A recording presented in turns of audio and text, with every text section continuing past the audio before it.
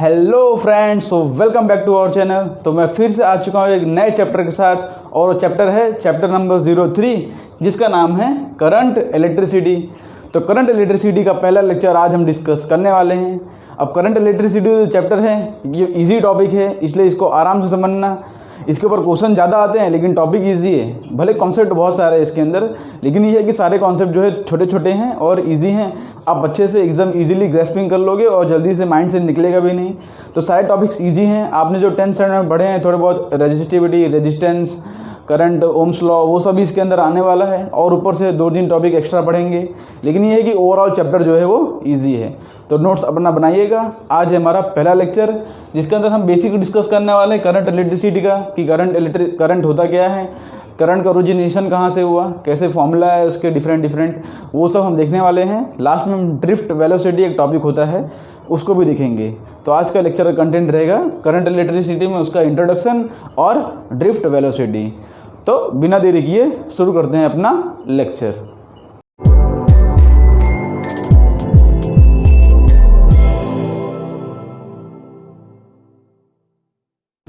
तो अपना टॉपिक हम शुरू करते हैं इलेक्ट्रिक करंट के साथ। इलेक्ट्रिक करंट होता क्या है, सबसे पहले इसका बेसिक समझते हैं। तो यहाँ से डायग्राम से समझते हैं। सपोज हमारे पास इस तरह का एक कंडक्टर है, ओके। तो इलेक्ट्रिक करंट का डेफिनेशन क्या होता है? इलेक्ट्रिक करंट का डेफिनेशन होता है number of charges passing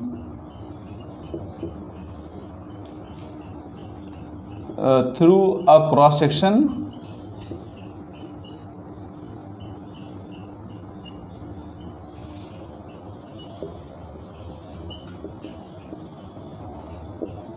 in a given time। ये तो पर यूनिट टाइम ऐसा बोल दो, इन अ गिवन टाइम नहीं, पर यूनिट टाइम बोल दो, दोनों का बात एक ही है, पर यूनिट टाइम, ओके। तो इलेक्ट्रिक करंट का डेफिनेशन क्या होता है? Number of charges passing through a cross section per unit time. जैसे समझो हमारे पास ये क्रॉस सेक्शन है, आप इतना समझो कि हमारे पास एक क्रॉस सेक्शन है। सपोज यहाँ से सपोज यहाँ से 1 सेकेंड के अंदर यहाँ से 2 चार्जेस पास कर रहे हैं, ठीक है। 1 सेकेंड के अंदर सपोज मान लेते हैं यहाँ से 3 चार्जेस पास कर रहे हैं, ओके। और तो इसका करंट क्या होगा? इलेक्ट्रिक करंट का डेफिनेशन क्या होता है? Number of charges passing through a cross section per unit time. तो यूनिट टाइम, मैंने चलो यूनिट टाइम ले लिया 1 सेकेंड। तो 1 सेकेंड के अंदर यहाँ पर कितने चार्जेस पास कर रहे हैं? मैं एग्जांपल अज्यूम कर रहा हूँ कि यहाँ पर 3 चार्जेस पास कर रहे हैं। तो करंट की वैल्यू क्या हो जाएगी? करंट की वैल्यू हो जाएगी 3, ओके। करंट की वैल्यू क्या हो जाएगी? 3 चार्जेस पर यूनिट टाइम। और सपोज करते हैं उतना ही क्रॉस सेक्शन है, यहाँ पर उतना ही क्रॉस सेक्शन है, और उतने में से 1 सेकेंड के अंदर यहाँ पर मान लेते हैं कि 1 सेकेंड कर यहाँ से 6 चार्जेस पास कर गए। मान लेते हैं इसके अंदर 6 चार्जेस पास कर गए। यहाँ पर भी टाइम इंटरवल कितना है? सपोज ये हमारा दूसरा क्रॉस सेक्शन है, यहाँ पर भी टाइम इंटरवल कितना है? 1 सेकेंड का। तो यहाँ पर करंट की वैल्यू क्या हो जाएगी? हमने देखो यहाँ पर टोटल 6 चार्जेस पास कर रहे हैं, तो करंट की वैल्यू हो जाएगी 6, ओके। मैंने एरिया दोनों का सेम लिया है। एरिया बदल दोगे, सोचो आप एरिया डबल कर दोगे तो चार्जेस डबल हो जाएंगे, वो सब तो हम बाद में समझेंगे। लेकिन number of charges passing per unit cross section through a cross section per unit time, उसको हम बोलते हैं करंट। और करंट को हम डिफाइन करते हैं आई से। आपने 10th स्टैंडर्ड में ये टॉपिक तो पढ़ा ही होगा, आई का डेफिनेशन, करंट का डेफिनेशन। तो करंट का डेफिनेशन क्या हो जाएगा?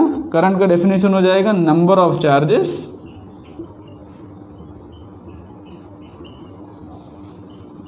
अपॉन टाइम, ठीक है। कितने चार्जेस पास कर रहे हैं पर यूनिट टाइम, उसको हम बोलते हैं करंट। जिसको अगर हम लिखना चाहें तो इसको इस तरह dq/dt भी लिख सकते हैं। अगर जो चार्ज है वो स्मॉल चार्जेस हो और टाइम इंटरवल बहुत ही छोटा हो तो उसको हम dq/dt भी लिख सकते हैं। और हम एवरेज करंट की बात करें, एवरेज करंट क्या होता है? सपोज 1 सेकेंड में कोई करंट पास किया, 2 सेकेंड में, 3 सेकेंड में, तो मैं बोलूँ 1 से लेकर 3 तक पूरा एवरेज फाइंड करो। तो एवरेज का फॉर्मूला क्या होता है? एवरेज का फॉर्मूला होता है delta Q upon delta T, जिसको हम ज़्यादा ऐसे लिख सकते हैं Q final minus Q initial upon T final minus of T initial. जैसे मैं बात करूं कि करंट जो है, सपोज़ यहाँ पर पहले सेकंड में कोई चार्ज फ्लो किया, दूसरे सेकंड में कोई चार्ज फ्लो किया, तीसरे सेकंड में, तो अगर उसको मेरे को एवरेज फाइंड करना हो तो Q final minus Q initial upon T final minus T initial.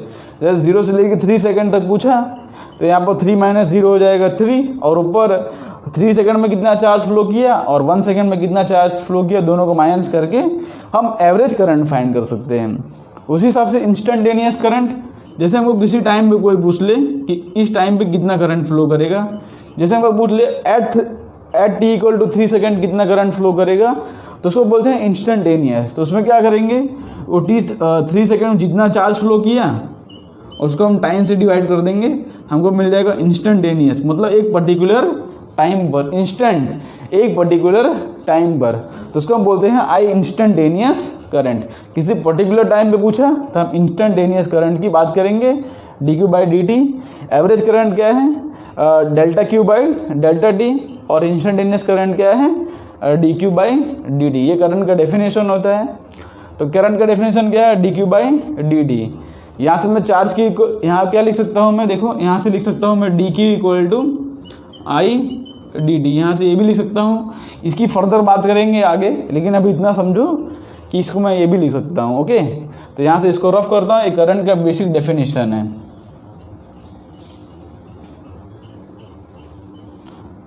अब बात कर लेते हैं करंट की डायरेक्शन के बारे में, कि करंट कौन सी क्वांटिटी है, स्केलर है, वेक्टर है, क्या है।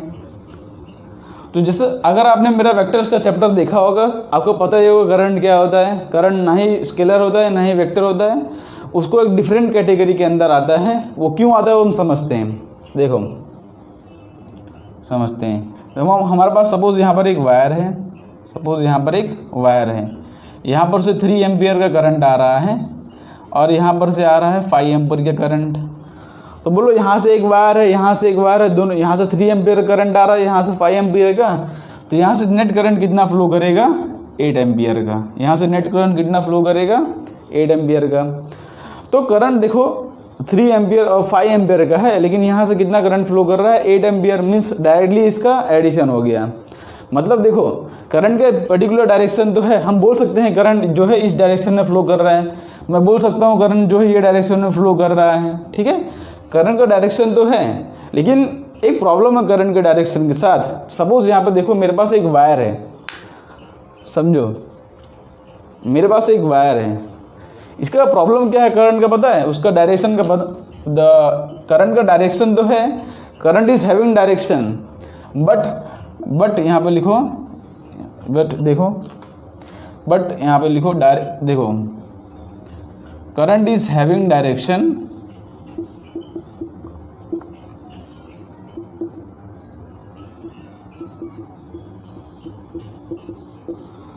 But it is not a vector quantity. देखो जिसके पास डायरेक्शन होता है वो वेक्टर क्वांटिटी होता है ना। मैग्नीट्यूड तो है इसका, अगर डायरेक्शन हो गया तो क्या होता है, वेक्टर क्वांटिटी। लेकिन करंट वेक्टर क्वांटिटी क्यों नहीं है, current is having direction but it is not vector, because उसके 2 कारण है। पहला कारण क्या है, सबसे पहला कारण क्या है कि करंट जो है do not follow vector law of addition. Current do not follow vector law of addition. Vector law of addition क्या होता है, पहले हम पहला पॉइंट समझते हैं कि देखो यहाँ पर 3 एम्पियर का करंट है, यहाँ पर 5 एम्पियर का करंट है। तो देखो करंट जो है डायरेक्टली ऐड हो गया, मतलब कितने एंगल पर आ रहा है उससे फ़र्क ही नहीं पड़ रहा है। इसका मतलब क्या है, अगर सपोज कोई वेक्टर क्वांटिटी होता, करंट नहीं है, सपोज कोई दूसरा वेक्टर क्वांटिटी होता, तो एंगल पर डिपेंड करता कि यहाँ पर कितने एंगल है। सपोज यहाँ पर 60 डिग्री एंगल है और दूसरा मैं यहाँ पर ड्रॉ करूँ सेम, और यहाँ पर से 3 एम्पियर करंट आ रहा है, यहाँ पर से 5 एम्पियर का, और यहाँ पर 30 डिग्री एंगल है, तो यहाँ पर जो करंट की वैल्यू होती है वो बदल जाती है। यहाँ पर 3 एम्पियर 5 एम्पियर 60 डिग्री है ना, तो यहाँ पर करंट की वैल्यू अलग आती है। ठीक है, एंगल पर डिपेंड कर ही नहीं रहा है। जो वेक्टर क्वांटिटी होती है वो एंगल पर डिपेंड करते हैं। हमने फॉर्मूला पढ़ा है कि मैग्नीट्यूड ऑफ ए क्या होता है, under root of A square plus B square plus 2ab cos theta, हमने पढ़ा है। रिजल्टेंट वेक्टर का मैग्नीट्यूड क्या होता है।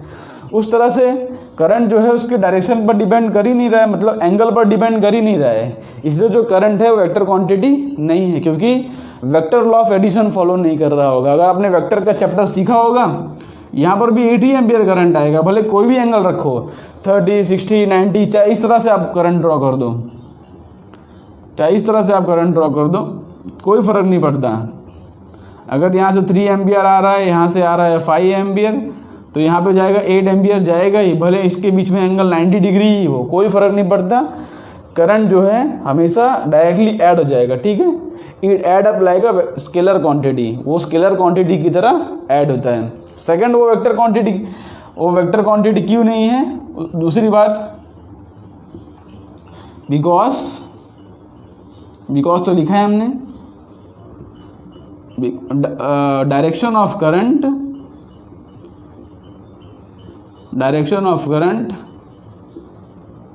is always along the length of wire। और दूसरी बात ये है कि करंट जो है वेक्टर क्वांटिटी क्यों नहीं है, बिकॉज जो करंट का डायरेक्शन होता है ना वो always along the length of the wire होता है। मतलब जहाँ वायर का लेंथ जा रहा है, सपोज यहाँ पर मेरे पास एक वायर है, सपोज यहाँ से इस पॉइंट से इस पॉइंट तक करंट फ्लो कर रहा है, तो वायर मैंने स्ट्रेट रखा है तो करंट जो है पूरा स्ट्रेट फ्लो करेगा। अब यहाँ से वायर मैंने बेंड कर दिया, देखो, तो करंट जो है यहाँ से जाएगा और यहाँ से टर्न मार लेगा। मतलब वायर के कंडीशन पर डिपेंड कर रहा है कि करंट का डायरेक्शन क्या होगा। जहाँ वायर जा रहा है वहीं पे करंट का डायरेक्शन है, इसलिए हम बोल नहीं सकते करंट को कोई पर्टिकुलर डायरेक्शन है, बिकॉज उसका जो डायरेक्शन होता है वो always along the length of the wire होता है। तो यही दो रीज़न होते हैं कि पहले तो vector law of addition follow ही नहीं करता, तो वेक्टर हो ही नहीं सकता। दूसरा कि direction of current is always along the length of the wire, तो इससे वेक्टर भी नहीं है। दूसरी बात ये है कि इसके पास डायरेक्शन है, तो इसको हम ऑलमोस्ट स्केलर भी नहीं कह सकते, क्योंकि डायरेक्शन होता, जो स्केलर क्वांटिटी होता है उसके पास डायरेक्शन क्या होता है, लेकिन इसका डायरेक्शन भी जो है फिक्स डिटरमाइंड नहीं है, तो वेक्टर भी नहीं हो सकता। तो इसके लिए एक तीसरा टर्म आता है, आपने पढ़ा ही होगा, इसको कहते हैं हम टेंसर क्वांटिटी।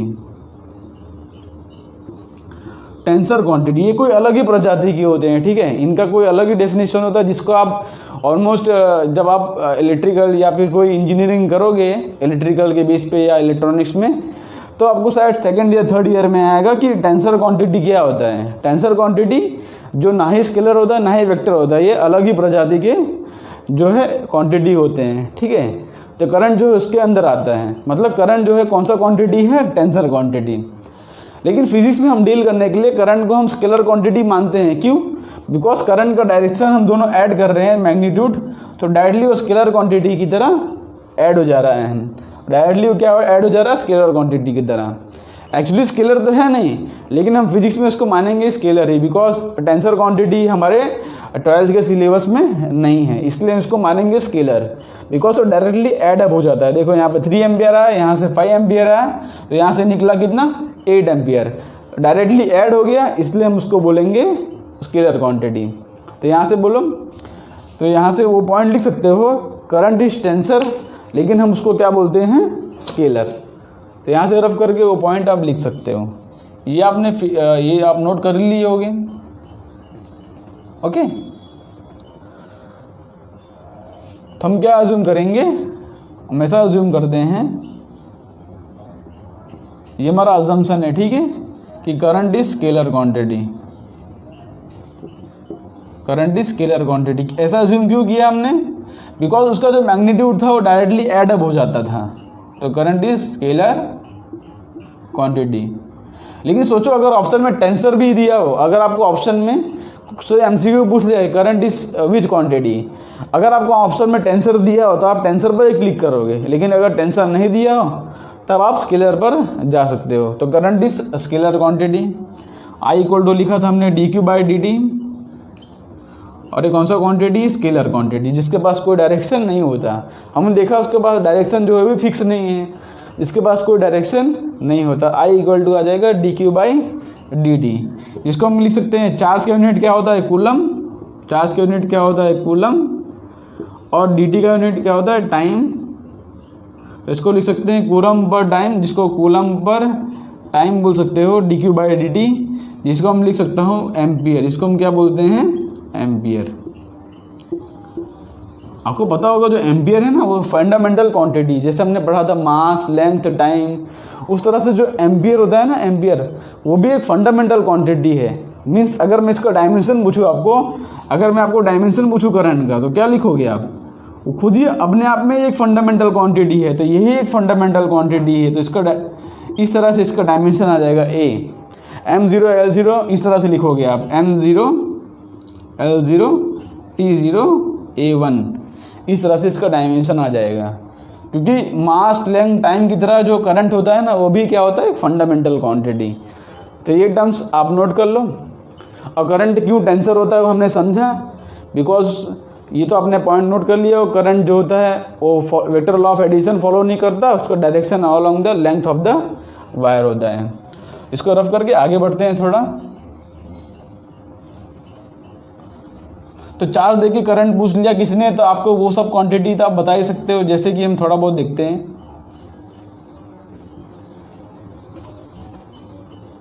देखो हमको पता है कि जो फॉर्मूला है I इक्वल टू होता है, हमको पता है Q बाई टी लिख दो या D Q by D T लिख दो, कोई दिक्कत नहीं है। Number of charges passing through a cross section per unit time. तो यहाँ पर एक क्वेश्चन पूछता हूँ आपसे, क्वेश्चन पूछता हूँ। सब हमारे पास एक सर्कल है, इस तरह से एक सर्कल है, यहाँ पर एक पॉइंट चार्ज है, ठीक है, यहाँ पर क्या है एक पॉइंट चार्ज, ओके, यहाँ पर एक पॉइंट चार्ज, इसका रेडियस जो है वो r है, इसका रेडियस जो है r है, और पॉइंट चार्ज उसकी वेलोसिटी क्या है v, पॉइंट चार्ज उसकी वेलोसिटी है v, ठीक है, उसकी वेलोसिटी क्या है v। मेरा क्वेश्चन है find the current, find the current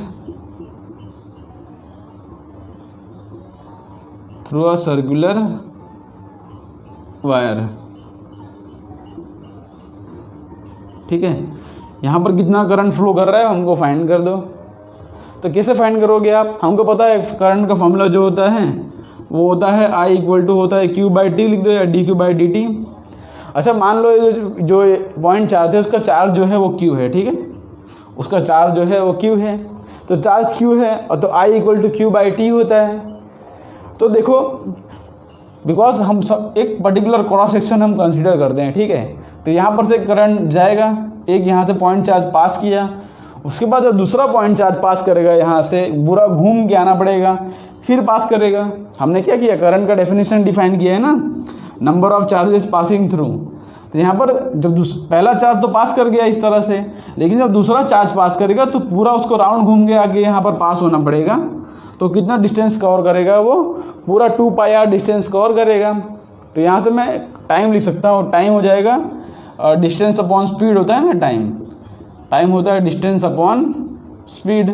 तो डिस्टेंस कितना कवर किया उसने? डिस्टेंस कवर किया उसने 2πr, उसकी स्पीड है v। तो यहाँ से करंट क्या हो जाएगा, करंट फाइंड कर लो। करंट I इक्वल टू हो जाएगा Q अपॉन, देखो हमको क्या क्या वेरिएबल्स दिए हैं, R, V और Q दिया, तो उसके टर्म में हमको फाइंड करना पड़ेगा। तो यहाँ टाइम हो जाएगा 2πr बाई v। तो यहाँ से I की वैल्यू क्या आ गई, QV अपॉन 2πr। तो हमने दूसरे फॉर्म में लिख दिया करंट की वैल्यू। अगर हमको सर्कुलर वायर दिया हो तो हम करंट की फॉर्मूला इस तरह से निकाल सकते हैं। तो ये बेसिक सा क्वेश्चन था, आगे बढ़ते हैं हम।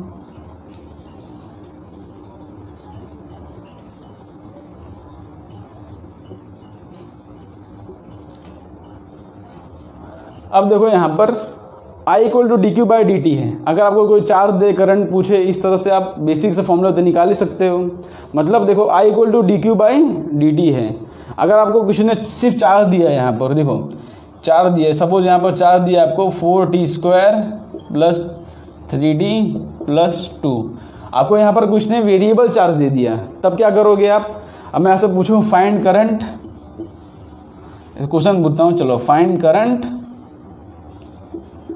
at t equal to 2 second and average current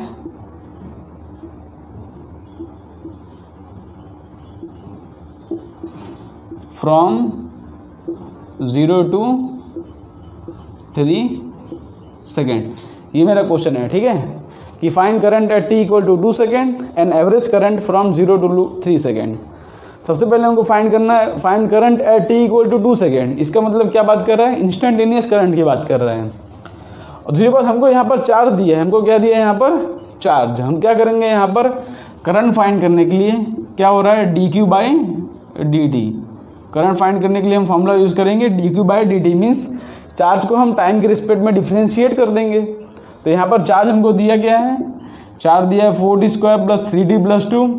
इसका डिफ्रेंशिएशन तो आपको पता ही होगा, क्या होगा, हो जाएगा 8t + 3। डिफ्रेंशिएशन तो आपको आता ही होगा, ठीक है। अब करंट की वैल्यू हमको पूछी क्या है, करंट पूछा है at t equal to 2 second.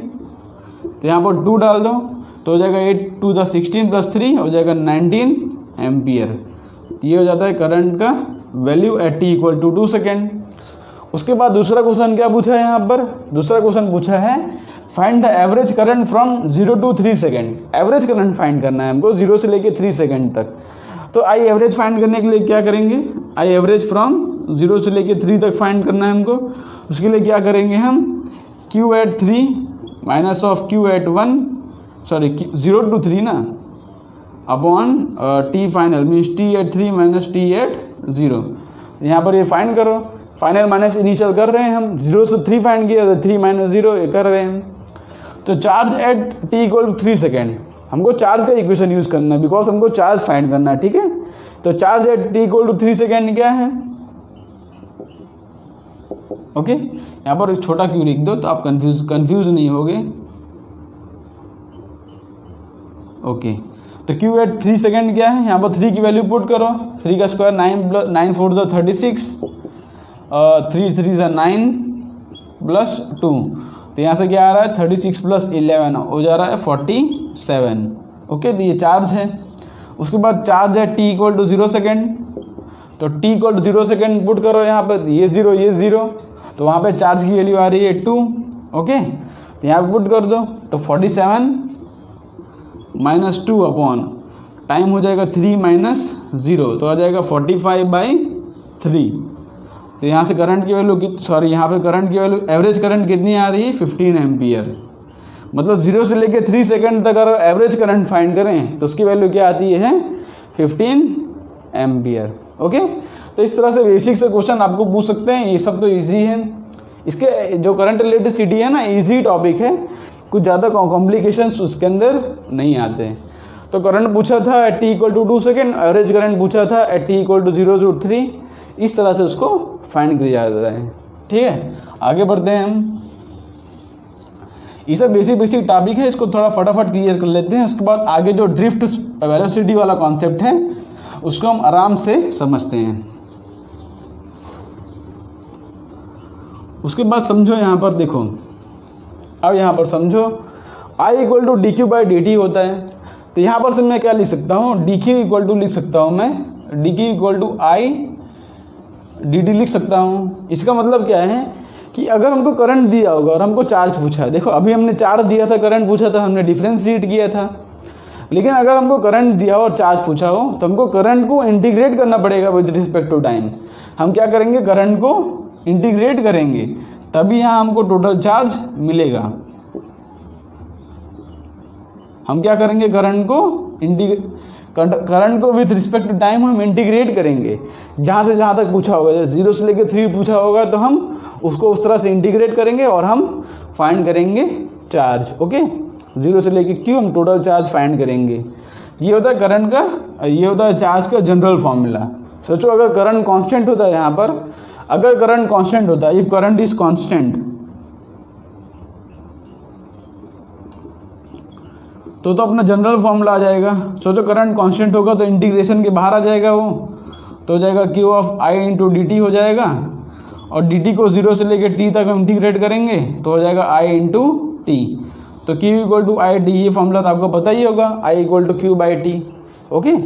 ये तो जनरल सा फॉर्मूला है। तो इसके बेस पे भी एक क्वेश्चन कर लेते हैं जिससे कि आपका ये भी कॉन्सेप्ट क्लियर हो जाए, लेकिन ये सब तो इजी कॉन्सेप्ट है। चलो क्वेश्चन करना शुरू करते हैं। क्वेश्चन क्या है, सपोज हमको चार्ज दिया है यहाँ पर कि टी क्यूब प्लस, चलो यहाँ पर हमको चार्ज दिया है सपोज 1, टी क्यूब प्लस 1 हमको चार्ज दिया है। अब बोला है फाइंड करंट, सॉरी चार्ज नहीं दिया है हमको, करंट दिया है, बिकॉज हमको इस कॉन्सेप्ट पढ़ रहे हैं ना, तो चार्ज, तो यहाँ पर करंट की वैल्यू लिख लो, करंट की वैल्यू लिख लो आप यहाँ पर लिख लो करंट की value T cube plus 1। Suppose हमको एक करंट दिया है और पूछा है यहाँ पर find the net charge phloem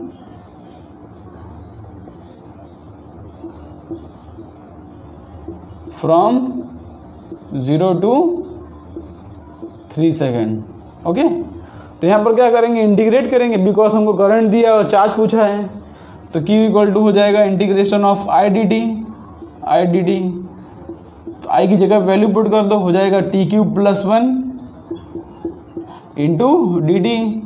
अब इसकी लिमिट्स कहाँ से कहाँ तक पुट करेंगे, हमको पूछा क्या है, कहाँ से कहाँ तक पूछा है हमको पूछा है 0 लेके 3 सेकेंड तक, तो लिमिट पुट कर दो 0 to 3 सेकेंड, तो इंटीग्रेट कर लो, इसका आंसर क्या आ जाएगा, टी क्यूब का इंटीग्रेशन क्या होता है t⁴/4। आई होप सो आपको इंटीग्रेशन आता होगा। नॉर्मल इंटीग्रेशन, पावर को एक बढ़ा दो और नीचे जितना पावर आया वो लिख दो। उसके बाद 1 का इंटीग्रेशन क्या हो जाएगा t, और इसकी लिमिट्स कहाँ से कहाँ तक, 0 से लेके 3 तक, तो पुट कर दो 3⁴ 81/4 प्लस 3, तो ये मेरा आंसर हो जाएगा 81 प्लस 12/4, मेरा आंसर हो जाएगा 93/4। कैलकुलेशन में कोई मिस्टेक हो तो उसको इग्नोर कर देना, लेकिन कॉन्सेप्ट आप समझ लो कि अगर करंट दिया हो, आपको चार्ज पूछा हो, तो इस तरह से आप उसको इंटीग्रेट भी कर सकते हो। 93/4 कूलम, बिकॉज चार्ज हम फाइंड कर रहे हैं, यहाँ पर यूनिट लिखा मैंने कूलम। तो ये सब बेसिक से कॉन्सेप्ट थे। अब हम सीखते हैं इसका जो करंट होता है उसका ओरिजिनेशन, मीन्स करंट आया कहाँ से, अंदर किस तरह से इलेक्ट्रॉन फ्लो होते हैं, अंदर इलेक्ट्रॉन के साथ क्या क्या कहानी होती है वो हम सीखते हैं। इसको रफ करके वो कॉन्सेप्ट हम सीखना अब शुरू करते हैं। अब हम बात करते हैं इलेक्ट्रिक करंट की थियोरी की, इलेक्ट्रिक करंट कहाँ से आया, मीन्स अंदर इलेक्ट्रॉन किस तरह से फ्लो करते हैं, वो सब कहानी हम देखना शुरू करते हैं। तो सबसे पहले हम बात करते हैं कंडक्टर से। हम किसकी बात करते हैं, कंडक्टर से। तो अभी तक हमने क्या पढ़ा है, देखो अभी तक हमने क्या पढ़ा है कि ये कंडक्टर है हमारे पास, हमारे पास एक कंडक्टर है, ठीक है, इसको मैंने कंडक्टर ड्रॉ कर दिया है। कंडक्टर के अंदर हमेशा इलेक्ट्रिक फील्ड क्या होती है, कंडक्टर के अंदर electric field equal to 0। Electrostatics में हमने ये पढ़ा था कि कंडक्टर के अंदर इलेक्ट्रिक फील्ड 0 होती है। वो सब हमारी कहानी किसकी थी, इलेक्ट्रोस्टैटिक्स के अंदर। अच्छा, इलेक्ट्रोस्टैटिक्स था ना, उसके अंदर हमारा चार्ज जो थे वो रेस्ट पर थे, ठीक है, ये कहानी इसको बताना रह गया है कि इलेक्ट्रोस्टैटिक्स के अंदर चार्ज जो है वो रेस्ट पर रहते हैं। दूसरी बात, हम अब पढ़ रहे हैं इलेक्ट्रिक करंट के चैप्टर में, तो इलेक्ट्रिक करंट के चैप्टर में जो चार्ज रहेंगे वो रेस्ट पर नहीं रहेंगे, चार्ज जो रहेंगे वो कहाँ पे आ जाएंगे, मोशन में। ये बात आप नोट भी कर सकते हो कि इलेक्ट्रोस्टैटिक्स में क्या था, हम सारी कहानी हमारी क्या कर रहे थे, हम चार्ज एट रेस्ट पर। समझो कि हम जैसे कि कोई स्फीयर था, उसके शेल पर चार्ज रखते थे, जो सेंटर पर चार्ज होता था, वो सारे चार्ज किस पे रहते थे, रेस्ट पर, वो मूव नहीं करते थे। तो इलेक्ट्रोस्टैटिक में चार्ज किस पे था, रेस्ट पर। लेकिन इलेक्ट्रोडायनेमिक्स जिसको बोलते हैं, इलेक्ट्रोडायनेमिक्स के अंदर सारे चैप्टर आते हैं, करंट, इलेक्ट्रिसिटी, इलेक्ट्रोमैग्नेटिज्म, वो सारे चैप्टर्स आते हैं उसके अंदर। तो उसके अंदर हमारा जो चार्ज रहेगा वो चार्ज रहेगा आ जाएगा मोशन में। चार्ज किस में आ जाएगा, मोशन में। अब मोशन भी दो तरह के होते हैं। अगर हमारा जो करंट इलेक्ट्रिसिटी जो चैप्टर है, करंट इलेक्ट्रिसिटी चैप्टर है, मोशन में दो तरह का हो सकता है, या तो कांस्टेंट वेलोसिटी से या तो वेरिएबल वेलोसिटी, मीन्स कोई एक्सेलरेशन हो जाए उसके पास। तो जो करंट इलेक्ट्रिसिटी चैप्टर है उसके अंदर हमारे जो चार्ज रहेंगे वो रहेंगे मूविंग विथ, उसकी जो वेलोसिटी रहेगी, या तो ऐसा लिख दो, वेलोसिटी ऑफ चार्ज वो रहेगा कांस्टेंट। और बाकी सब चैप्टर रहेंगे, जैसे कि इलेक्ट्रोमैग्नेटिज्म वाला चैप्टर जो रहेगा, जो इलेक्ट्रोमैग्नेटिज्म वाला चैप्टर रहेगा, आगे जो मैग्नेटिज्म पढ़ेंगे, इलेक्ट्रोमैग्नेटिज्म पढ़ेंगे, उसके अंदर चार्ज रहेगा हमारे पास, उसके पास एक्सेलरेटेड मोशन आ जाएगा, या तो उसको हम वेरिएबल वेलोसिटी भी बोल सकते हैं, वेरिएबल वेलोसिटी। ये सब बात आप नोट कर सकते हो कि करंट इलेक्ट्रिसिटी चैप्टर में वेलोसिटी ऑफ चार्ज जो रहता है वो कांस्टेंट रहता है।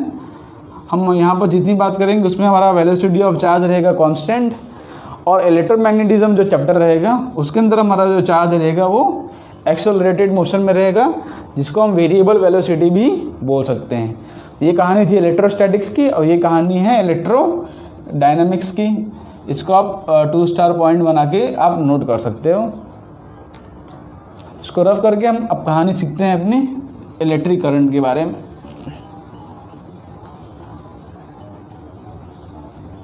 ओके, तो देखो हमारे पास एक कंडक्टर है।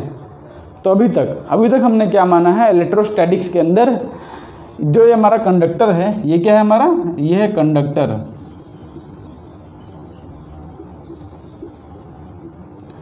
इसके अंदर हमारी इलेक्ट्रिक फील्ड 0 आती थी। सपोज इसके अंदर जो इलेक्ट्रॉन्स होते थे, तो यहाँ पर सोचो, यहाँ पर जितने थे, जैसे समझ हमारे इलेक्ट्रिक फील्ड बाहर इस तरह से हो, हमारी इलेक्ट्रिक फील्ड बाहर इस तरह से होती थी एक्सटर्नल, तो यहाँ पर इलेक्ट्रॉन पॉजिटिव चार्ज, जो चार्ज देते थे वो सरफेस पर आ जाते थे। एक तरफ आ जाता है पॉजिटिव चार्ज, इस तरफ आ जाता है नेगेटिव चार्ज, या तो उल्टा भी मान सकते हो आप, समझो उल्टा भी मान सकते हो आप। देखो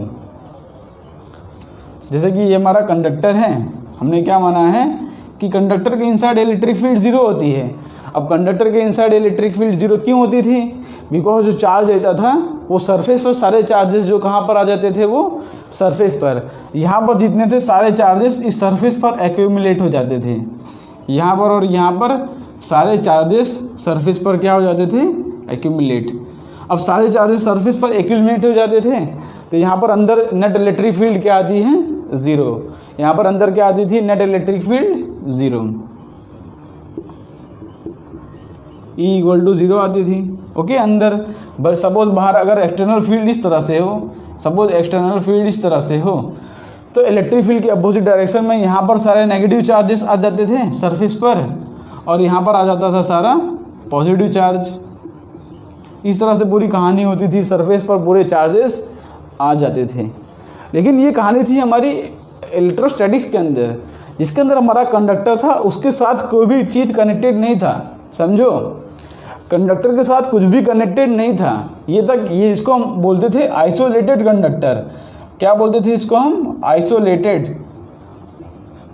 आइसोलेटेड मतलब बेचारा अकेला है, एकदम तन्हा, इसके साथ कोई और नहीं है, ठीक है, इसके साथ कोई भी कनेक्टेड नहीं है, एकदम अकेला है। इसलिए यहाँ पर चार्ज जो है एक्यूमुलेट हो जाता था, बिकॉज ये चार्जेस है, उसको कहीं जाने की जगह और है ही नहीं, अंदर तो रहेगा नहीं, बिकॉज कंडक्टर है। सारे चार्जेस आ जाते थे सरफेस पर। अब सरफेस पर कहीं जाने की इसके पास जगह है नहीं, तो सारे चार्जेस जो है यहाँ पर आके इकट्ठा हो जाते थे। इसका यहाँ से रिपल्सन, इसका यहाँ से रिपल्सन, अब सारे चार्जेस यहाँ पर सरफेस पर आ जाते थे। ठीक है, ये कहानी थी आइसोलेटेड कंडक्टर की, बिकॉज उसके साथ और भी कोई कनेक्टेड नहीं था और कोई रास्ता नहीं था उसके पास, इसलिए ये कहानी होती थी। लेकिन अब क्या करेंगे हम इलेक्ट्रिक करंट के चैप्टर के अंदर इसको हम इस तरह से बैटरी के अक्रॉस कनेक्ट कर देंगे। ओके, तो अब ये आइसोलेटेड कंडक्टर नहीं रहेगा, आइसोलेटेड कंडक्टर नहीं रहा, इसको हमने क्या कर दिया, एक बैटरी के साथ कनेक्ट कर दिया। ओके, तो अंदर देखो, अंदर इलेक्ट्रिक फील्ड की क्या कहानी होती है हम देखते हैं। हमने क्या कर दिया, इसको एक बैटरी के साथ कनेक्ट कर दिया,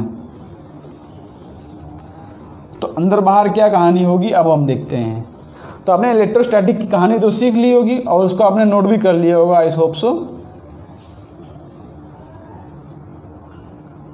अब ये क्या कर दिया हमने, इसको हमने बैटरी के अक्रॉस कनेक्ट कर दिया। बैटरी है जिसका पोटेंशियल है V, बैटरी है जिसका पोटेंशियल है V, और ये है हमारा कंडक्टर जिसको आइसोलेटेड नहीं कर सकते। अभी हमारा क्या हो गया, एक नॉर्मल कंडक्टर है, बिकॉज हमने इसको बैटरी के क्रॉस कनेक्ट कर दिया तो उसको हम आइसोलेटेड नहीं बोल सकते, वो क्या है हमारा कंडक्टर है। ओके, कंडक्टर है। अब देखो, अच्छा मेरी बात है समझो, जैसे कि अंदर इलेक्ट्रिक फील्ड 0 थी कंडक्टर के अंदर, तो क्या उसके अंदर इलेक्ट्रॉन फ्लो नहीं हो रहे थे? ये मेरा आंसर क्वेश्चन का जवाब दो। इलेक्ट्रॉन क्या उसके अंदर फ्लो नहीं कर रहे थे? इलेक्ट्रॉन उसके अंदर फ्लो कर रहे थे। इलेक्ट्रॉन किस तरह से फ्लो कर क्यों फ्लो कर रहे थे? बिकॉज उसके पास क्या थी? उसके पास थी थर्मल एनर्जी। उसके पास थी थर्मल एनर्जी। इलेक्ट्रॉन के पास क्या थी? Thermal energy. समझो हमारे पास, देखो इस तरह से समझो, ये आइसोलेटेड कंडक्टर है, आइसोलेटेड कंडक्टर है। तो यहाँ पर अंदर इलेक्ट्रॉन रैंडम डायरेक्शन में मूव करते थे। इलेक्ट्रॉन जो है रैंडम डायरेक्शन में मूव करते थे। जैसे समझो एक इलेक्ट्रॉन है इस तरह से वाइब्रेट कर रहा है, दूसरा इलेक्ट्रॉन इस तरह से वाइब्रेट कर रहा है, तीसरा इलेक्ट्रॉन जो है यहाँ जा रहा है, चौथा इलेक्ट्रॉन जो है यहाँ जा रहा है। इस तरह से इलेक्ट्रॉन का एकदम रैंडम डायरेक्शन था, क्योंकि थर्मल एनर्जी की वजह से इनको हीटअप, इनको एनर्जी मिल रही थी। थर्मल एनर्जी की वजह से इनको एनर्जी मिल रही थी, और वो एनर्जी की वजह से क्या कर रहे थे? इलेक्ट्रॉन वाइब्रेट कर रहे थे इन रैंडम डायरेक्शन,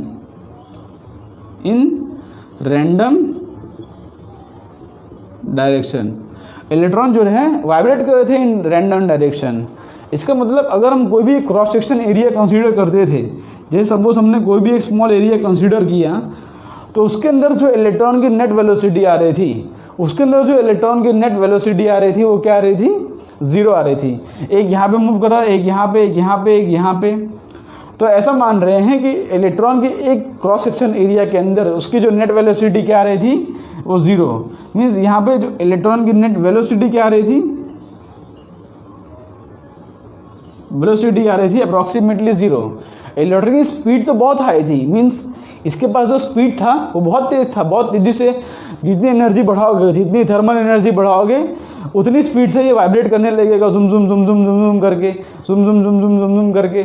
लेकिन वो सारे डायरेक्शन एकदम रैंडम डायरेक्शन थे, एकदम रैंडम। मीन्स कोई यहाँ पे जा रहा है, कोई यहाँ पे जा रहा है, कोई ऐसे लड़ रहा है, तो कोई ऐसे लड़ रहा है। तो हम एक given cross section area consider करते थे। वेलोसिटीज की क्या आ रही थी? वो गिवन क्रॉस सेक्शन एरिया में 0। लेकिन ये नहीं है कि इलेक्ट्रॉन के पास स्पीड नहीं थी, स्पीड तो बहुत थी। स्पीड ठीक है, स्पीड तो बहुत थी। क्या था? स्पीड तो बहुत ज़्यादा थी उसके पास। स्पीड अप्रॉक्सीमेटली उसके पास 10⁵ मीटर पर सेकेंड इतनी स्पीड थी, आप समझ लो। लेकिन यह है कि उसकी स्पीड की वजह से कोई यहाँ पे जा रहा है, कोई यहाँ पे जा रहा है, तो एक गिवन क्रॉस सेक्शन एरिया के अंदर हम उस पर अगर वेलोसिटी फाइंड करते थे तो वो 0 आती थी। लेकिन वेलोसिटी 0 आने का मतलब ये नहीं है कि उसके अंदर इलेक्ट्रॉन मूव नहीं कर रहे हैं, मूव तो कर रहे हैं थर्मल एनर्जी की वजह से। थर्मल वेलोसिटी बोलो या थर्मल एनर्जी बोलो, उसकी वजह से इलेक्ट्रॉन मूव कर रहे हैं, हीटअप मिल रहा है, टेम्परेचर डिफरेंस। जितना टेम्परेचर बढ़ाओगे उतना और तेज़ से मूव करेंगे। लेकिन अगर हम given cross section area consider करते थे तो उसके अंदर वेलोसिटी क्या आ रही थी? 0। ये था किसकी कहानी? ये था आइसोलेटेड कंडक्टर की कहानी। Isolated conductor.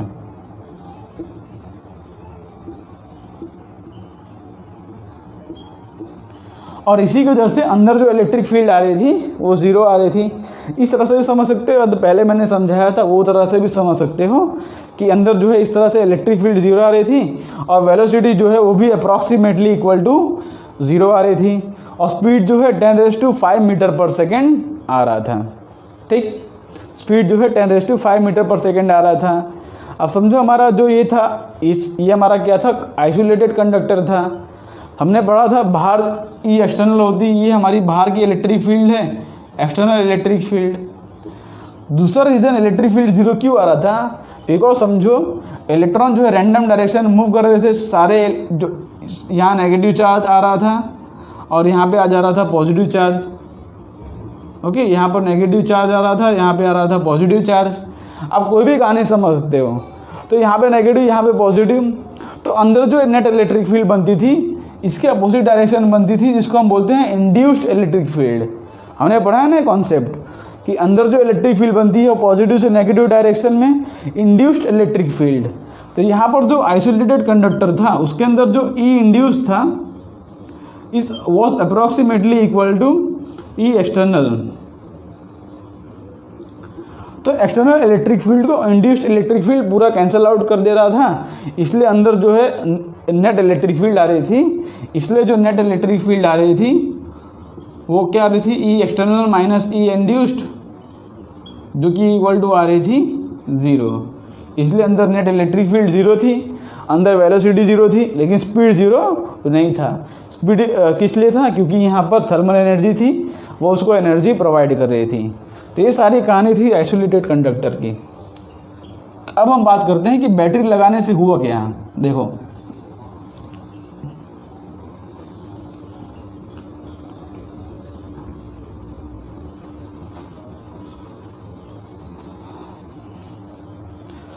अब हम बात करते हैं कि बैटरी लगाने से हुआ क्या।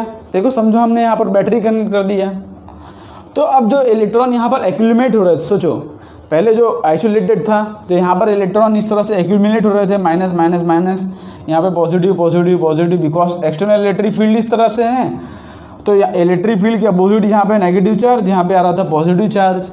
लेकिन हमने यहाँ पर एक कंडक्टिंग वायर कनेक्ट कर दिया। ये क्या है, कंडक्टिंग वायर, या तो इसको बोल दो बैटरी कनेक्ट कर दिया कंडक्टिंग वायर के अक्रॉस। तो यहाँ पर जो इलेक्ट्रॉन एक्यूमुलेट हो रहे थे, यहाँ पर जो नेगेटिव चार्जेस एक्यूमुलेट हो रहे थे, वो सारे इलेक्ट्रॉन से पास करके इस बैटरी पर चले जा रहे थे। देखो यहाँ पर नेगेटिव चार्ज आया तो यहाँ से पास होके यहाँ पर चला गया, फिर से यहाँ पर आ गया, फिर से नेगेटिव चार्ज आया तो यहाँ से चला गया, यहाँ पर आ गया।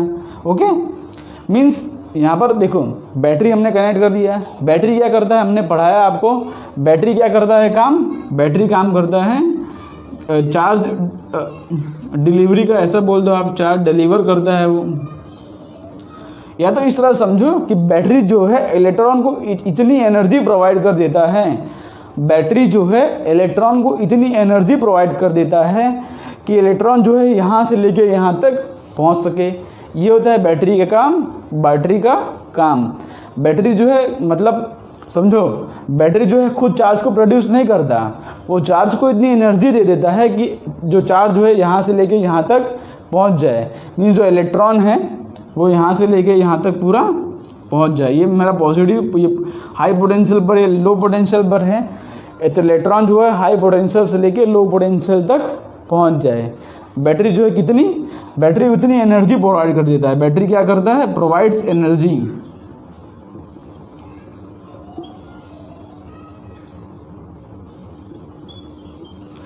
दो तरह समझो, बैटरी जो है चार्ज कैरियर की तरह काम करता है, दोनों बात सही है। और चार्ज डिलीवरी का काम करता है, या तो इतना समझ लो कि चार्ज को इतनी एनर्जी दे देता है कि चार्ज जो है यहाँ से लेके यहाँ तक पहुँच जाता है।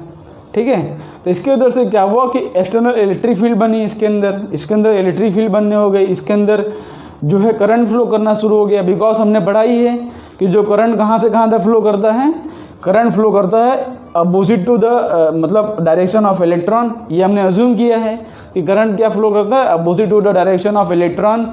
ये आपने 9th-10th में पढ़ाई होगा कि इलेक्ट्रॉन का डायरेक्शन सपोज इस तरफ है तो करंट जो है इस तरफ फ्लो करता है। ओके, करंट जो है किस तरफ फ्लो करता है, इस तरफ। या तो आप इस तरह से समझ सकते हो कि डायरेक्शन ऑफ करंट जो होता है, direction of current is opposite to direction of electron.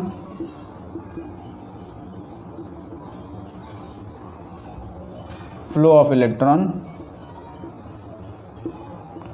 या तो बोल दो is in the direction of, in the direction of flow of positive charge. या तो दोनों तरफ समझ सकते हो, दोनों डेफिनेशन सही है। देखो पॉजिटिव चार्ज यहाँ से आता था, हमने निकालते थे बैटरी से, यहाँ से प्लस क्यू, यहाँ से माइनस क्यू। तो करंट का डायरेक्शन इस तरफ है और इलेक्ट्रॉन का डायरेक्शन इस तरफ है। या तो आप बोल दो करंट का जो डायरेक्शन है वो opposite to the direction of flow of electron है, या तो आप ऐसा बोल दो कि करंट का डायरेक्शन है वो इन the direction of flow of positive charge है। अब अंदर की कहानी समझते हैं। देखो अंदर की कहानी समझो कि यहाँ पर हमने बैटरी कनेक्ट कर दिया तो इलेक्ट्रॉन जो है यहाँ से यहाँ तक फ्लो करने लगा। मीन्स इलेक्ट्रॉन जो है बैटरी कनेक्ट करने से, समझो अभी तक जो हमारा आइसोलेटेड कंडक्टर था उसके अंदर जो इलेक्ट्रॉन थे वो रैंडम डायरेक्शन में फ्लो कर रहे थे, रैंडम डायरेक्शन में। लेकिन बैटरी कनेक्ट करने से उसको एक एक्सटर्नल इलेक्ट्रिक फील्ड मिल गई।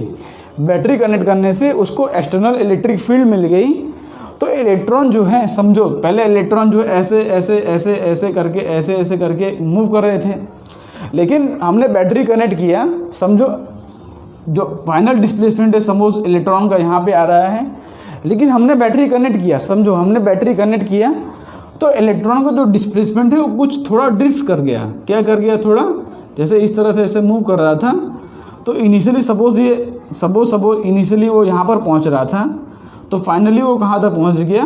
फाइनली सपोज यहाँ तक पहुँच गया वो। मीन्स इसको आप एनलार्ज करके देखोगे तो हमने बैटरी कनेक्ट किया, तो ये बात आप यहाँ पे करो, ये बात मैं यहाँ पर लिखता हूँ। ये आपने सब नोट कर लिया है आपने डायरेक्शन ऑफ ये सब। देखो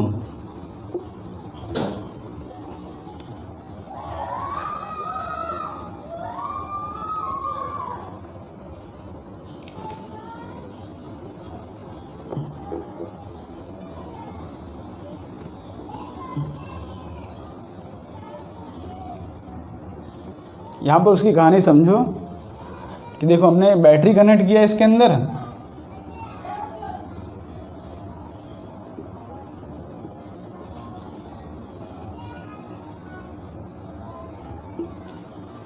ओके। मान लेता हूँ सपोज कि मान लेता हूँ कि एक्सटर्नल इलेक्ट्रिक फील्ड जो है सपोज एक्सटर्नल इलेक्ट्रिक फील्ड जो है यहाँ पर है E external, okay. Suppose external electric field ऐसी है, तो इलेक्ट्रॉन का जो फ्लो रहेगा वो इलेक्ट्रिक फील्ड के अपोजिट डायरेक्शन में लगेगा। मीन्स इलेक्ट्रॉन का जो फ्लो रहेंगे वो इस तरह से रहेगा। तो बैटरी कनेक्ट करने से क्या हुआ? बाई कनेक्ट, अभी तक इलेक्ट्रॉन क्या रहता? रैंडम डायरेक्शन में फ्लो कर रहे थे। When we connected a battery, लिखो when we connected a battery the average displacement, या तो ऐसे लिख दो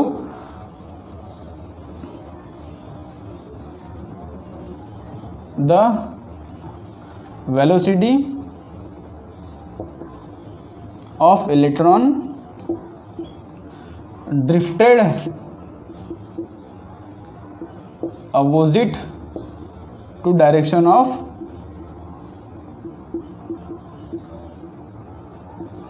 इलेक्ट्रिक फील्ड।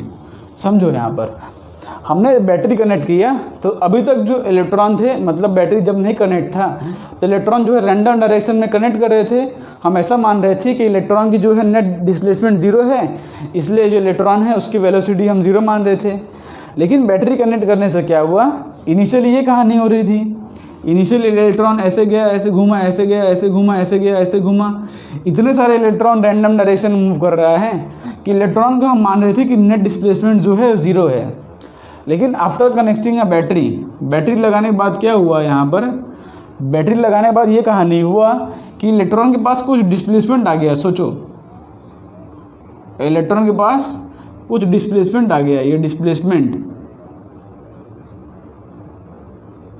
इलेक्ट्रॉन जो है सपोज एल लेंथ से डिस्प्लेस हो गया। पहले इलेक्ट्रॉन की डिस्प्लेसमेंट हम नियरली ज़ीरो मान रहे थे, लेकिन बैटरी कनेक्ट करने से क्या हुआ कि इलेक्ट्रॉन जो है सपोज इलेक्ट्रॉन के रैंडम डायरेक्शन बहुत सारे थे, इलेक्ट्रॉन जो है यहाँ पर रैंडमली फ्लो कर रहे थे, लेकिन बैटरी कनेक्ट करने से इलेक्ट्रॉन का नेट डायरेक्शन ज़्यादातर तो है इसी तरफ आ रहे थे। देखो कुछ कुछ भले उस तरफ थे, अभी भी कुछ कुछ उस तरफ है, लेकिन इलेक्ट्रॉन का जो नेट डायरेक्शन है वो कि बैटरी की तरफ होने लगा। मीन्स इलेक्ट्रॉन की वेलोसिटी कुछ इस तरफ आने लगी, इलेक्ट्रॉन की वेलोसिटी कुछ इस तरफ आने लगी, तो उसकी वेलोसिटी आ गई एल। उसके बाद एक्सेलरेशन भी था, पहले इनिशियली जो था उसके पास एक्सेलरेशन भी था। वो एक्सेलरेशन किस तरह से मान सकते हैं कि मान लेते हैं कि m जो है वो मास ऑफ इलेक्ट्रॉन है, m जो है मास ऑफ इलेक्ट्रॉन है, ठीक है। a जो है वो एक्सेलरेशन है, a जो है एक्सेलरेशन है, ओके, a जो है एक्सेलरेशन है, ठीक है। तो बैटरी कनेक्ट करने के बाद इलेक्ट्रॉन जो है इसके डायरेक्शन में कुछ ना कुछ फ्लो करने, मीन्स कुछ ना कुछ उसका डिस्प्लेसमेंट हुआ, और इलेक्ट्रॉन जो है उसकी अभी भी मूव तो बहुत तेज कर रहा है, बिकॉज हमने माना है कि इलेक्ट्रॉन जो है बहुत तेज़ वाइब्रेशन करते हैं थर्मल एनर्जी के वजह से। इलेक्ट्रॉन वाइब्रेशन तो कर रहा है, लेकिन बैटरी कनेक्ट करने से जो वाइब्रेशन होने लगा वो थोड़ा थोड़ा in the direction opposite to the electric field होने लगा। मीन्स अब इलेक्ट्रिक फील्ड के अपोजिट डायरेक्शन में कुछ कुछ उसका थोड़ा बहुत उसका जो है टिल्ट करने लगा। इसकी वजह से क्या हो रहा था, उसकी जो नेट, अब इसकी वजह से क्या हो रहा है, उसने कुछ डिस्प्लेसमेंट किया। पहले डिस्प्लेसमेंट 0 था तो यहाँ पे वेलोसिटी 0 थी, लेकिन यहाँ पे जो वेलोसिटी होगी वो नॉट इक्वल टू 0 होगी। वेलोसिटी जो वेलोसिटी होगी नॉट इक्वल टू 0 होगी, क्योंकि कुछ ना कुछ डिस्प्लेसमेंट हुआ, समझे। और देखो समझो, अब दो दिन हम जो इन लोगों ने टर्म्स डिफाइन किए हैं, या तो मान्यता है जो इन लोगों ने कुछ कॉमन टर्म्स डिफाइन किए वो समझते हैं। देखो सपोज इलेक्ट्रॉन जो है बहुत फास्ट यहाँ से यहाँ मूव कर रहा है, तो हम ऐसा मानते हैं कि इलेक्ट्रॉन के रास्ते में कुछ ना कुछ कोलिजन हो रहा होगा। इलेक्ट्रॉन के पास एक्सेलरेशन भी है, लेकिन समझो देखो जैसे कि ये एक मेरा इलेक्ट्रॉन है, ये एक मेरा इलेक्ट्रॉन है। इलेक्ट्रॉन जो है इसके बीच में बहुत फास्ट एक्सेलरेशन से मूव करता है। एक्सेलरेशन कितना है उसका, F = ma होता है। F क्या होता है, फोर्स, जिसको हम QE लिख सकते हैं, Q × E = ma, ठीक है। तो एक्सेलरेशन क्या लिख सकता हूँ मैं, एक्सेलरेशन लिख सकता हूँ Q × E क्या होता है, मेरा इलेक्ट्रिक फील्ड होता है, ठीक है। E क्या होता है, मेरा इलेक्ट्रिक फील्ड। तो एक्सेलरेशन = QE/m लिख सकता हूँ, ओके। तो यहाँ पे एक्सेलरेशन क्या लिख सकता हूँ, देखो Q क्या है, चार्ज, तो इलेक्ट्रॉन का चार्ज क्या होता है, E, तो E/m लिख सकता हूँ ना मैं। यहाँ पर आप माइनस भी लगा सकते हो, बिकॉज जो इलेक्ट्रिक फील्ड के अपोजिट डायरेक्शन में है, लेकिन अभी हम सिर्फ मैग्नीट्यूड कंसीडर करते हैं कि एक्सेलरेशन का मैग्नीट्यूड क्या आ रहा है, E/m। मीन्स समझो इलेक्ट्रॉन जो है उसकी एक्सेलरेशन आ गया E/m। मीन्स ये मेरा एक सपोज एक इलेक्ट्रॉन है, ये मेरा दूसरा इलेक्ट्रॉन है, तो इसके बीच में इलेक्ट्रॉन जो है एक्सेलरेशन से मूव कर रहा है, लेकिन यहाँ जैसे वो टकराया, सपोज यहाँ पे पॉजिटिव चार्ज या जो भी कुछ रखा हो, न्यूक्लियस रखा हो, किसी से भी इलेक्ट्रॉन टकराया तो उसकी जो वेलोसिटी है यहाँ पर फिर से आके क्या हो जाएगी, 0। फिर से यहाँ से इलेक्ट्रॉन फिर से बहुत स्पीड में निकलेगा, फिर से टकराएगा, फिर से वेलोसिटी 0, फिर से सपोज यहाँ पर तीसरा इलेक्ट्रॉन है, यहाँ से जो है फिर से एक्सेलरेशन से निकला E/m, फिर से यहाँ से टकराया, फिर से उसकी वेलोसिटी हो गई 0। इस तरह से हम मानते हैं कि बैटरी कनेक्ट करने बाद जो है उसकी नेट वेलोसिटी इसकी 0 नहीं हो रही, बिकॉज बीच में कुछ ना कुछ स्पीड से मूव कर रहा है, तो उसकी नेट वेलोसिटी जो है वो 0 नहीं होगी। और बिकॉज यहाँ पे कुछ डिस्प्लेसमेंट हुआ, इसलिए हम बोलते हैं, और कुछ वेलोसिटी आया, तो वेलोसिटी को हम बोलते हैं ड्रिफ्ट वेलोसिटी। क्या बोलते हैं उसको हम, ड्रिफ्ट वेलोसिटी। और ड्रिफ्ट वेलोसिटी का क्या होगा, सपोज हम मानते हैं, अब ड्रिफ्ट वेलोसिटी होता क्या है हम समझते हैं। ड्रिफ्ट वेलोसिटी होता है कि ये तो आपने टर्म समझा। अब देखो मान लो हमारे पास एक ये दो इलेक्ट्रॉन्स हैं, ठीक है, दो कोलिजन के, सपोज ये इलेक्ट्रॉन से कोलिजन करने वाला है, ऐसा मानते हैं, ठीक है, ऐसा मानते हैं। ये एक इलेक्ट्रॉन है, दूसरा इलेक्ट्रॉन है, इनके बीच में जो डिस्टेंस है, ठीक है, इनके बीच में जो डिस्टेंस है, दो कोलिजन के बीच में जो डिस्टेंस है, उसको हम बोलते हैं लैम्बडा। उसको हम क्या बोलते हैं, लैम्बडा। दो कोलिजन के बीच में जो डिस्टेंस है उसको हम बोलते हैं लैम्बडा, और दो कोलिजन के बीच में जो टाइम है उसको हम बोलते हैं टाउ। दो कोलिजन के बीच में जो टाइम है उसको हम बोलते हैं टाउ। लैम्बडा इज क्या है, लैम्बडा इज उसको हम बोलते हैं mean free path. Mean free path. अब ये सब नाम तो फिजिक्स वाले, मतलब फिजिक्स जो बनाते हैं उन्होंने ही दिया है, तो वो हमको मानना ही पड़ेगा कि जो फिजिक्स वाले होंगे वो सब ये नाम दिए होंगे, ठीक है। तो हमने ये नाम कंसीडर कर रहे हैं, जो पहले के ज़माने के लोग थे उन्होंने ये नाम दिया है, इसलिए कंसीडर तो करना ही पड़ेगा। तो लैम्बडा जो होता है डिस्टेंस बिटवीन टू कोलिजन्स होता है, उसको हम बोलते हैं मीन फ्री पाथ। दूसरी बात क्या होता है, इन दोनों बीच में जो टाइम लगा उसको हम टाउ बोलते हैं, जिसको हम बोलते हैं रिलैक्सेशन टाइम, जिसको हम क्या बोलते हैं, रिलैक्सेशन टाइम। तो ये सब नाम दिए गए हैं, ये सब नाम आपको याद रखना पड़ेगा, रिलैक्सेशन टाइम। तो हम ड्रिफ्ट वेलोसिटी को लिख क्या सकते हैं, ड्रिफ्ट वेलोसिटी को हम लिखेंगे, ड्रिफ्ट वेलोसिटी को हम लिखेंगे, वेलोसिटी क्या होता है, डिस्टेंस अपॉन टाइम।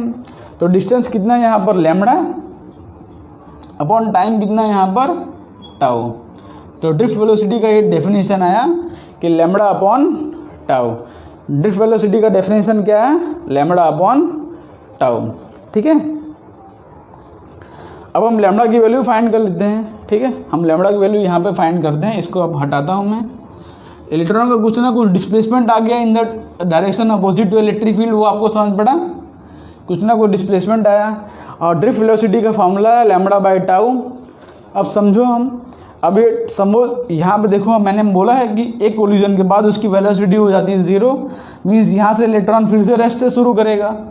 एक कोलिजन हुआ, फिर से वेलोसिटी 0, फिर से एक्सेलरेशन मोशन करेगा, फिर से उसकी वेलोसिटी 0, मीन्स यहाँ पे उसकी वेलोसिटी 0 है। ठीक है, इनिशियली इसकी वेलोसिटी 0 है। तो यहाँ पे हमको फॉर्मूला पता है कि S इक्वल टू होता है ut प्लस हाफ AD²। ये फॉर्मूला हमको पता है।